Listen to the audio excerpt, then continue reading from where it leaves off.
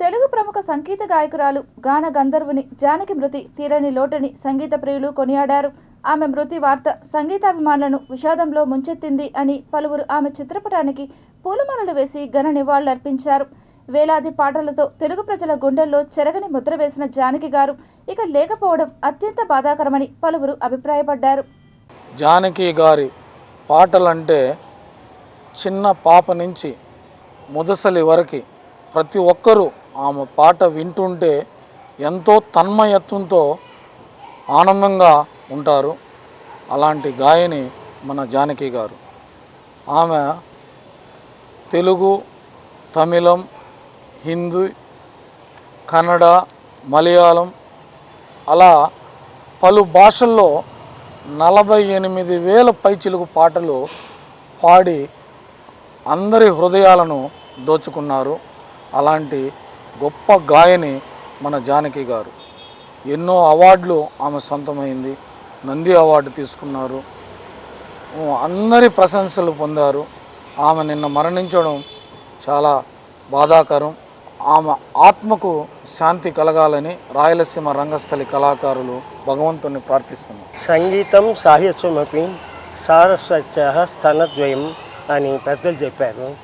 చదువుల తల్లి లాంటి ఆ సరస్వతిని ఎలా ప్రవేశిస్తుందో ఆ విధంగా జానకీదేవి ఒక కంఠం కానీ అన్నీ కానీ చాలా మృదువుగా ఉంటాయి.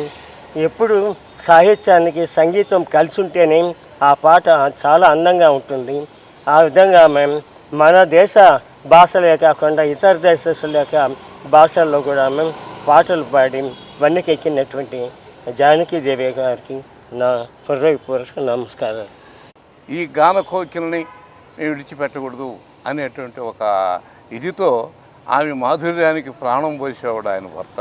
ఆ భర్త చనిపోయిన తర్వాత ఆయన వియోగంతో కొంతకాలం మదన పడింది. మరలా కొడుకుని చూసుకుంటూ బ్రతుక్కుంటూ వచ్చింది. కొడుకు కూడా ఇటీవలే ఒక సంవత్సరం 10 నెలల క్రితం స్వర్గస్థులు అయినారు. ఆ వ్యధ కూడా ఆమెకి ఎక్కువైపోయింది. అందువల్లనే ఆమె ఈ 88 ఏళ్ళకే స్వర్గస్థురాలు అయింది. కానీ 100 ఏళ్ళు బ్రతకాల్సినటువంటి మహాగాయని ఆమె భూమి నుంచి దివికేగినా కూడా ఆమె పాటలు ఎప్పుడు మనం వినిపిస్తూనే ఉంటాయి. మనం వింటూనే ఉంటాం. గానకోకిల శ్రీమతి జానకి గారు పరమపదించారు. ఆవిడ పాడిన పాటలు ఈ రోజుకి అందరిలోనే ఉన్నాయి. ఆవిడ సింగర్స్ ఒక వెర్సటైలిటీ ఉన్న సింగర్. ఆవిడ ఎలాగంటే 2-3 సంవత్సరాలు ఉన్న చిన్న పాప ఎలా పాడగలదో అదే గొంతుతో పాడగలదు. మామూలుగా ఉండే యుగల గీతం పాడగలిగేది యూత్ ఎలా పాడతారో ఆ గొంతుతో పాడగలదు. అలాగే 70 ఏళ్ళు 80 ఏళ్ళు ముదుసలి పాడగల పాటలు ఎలా ఆ గొంతుతో కూడా ఆవిడ పాడగలుగుతారు. అటువంటి గొప్ప గాయని ఆవిడ.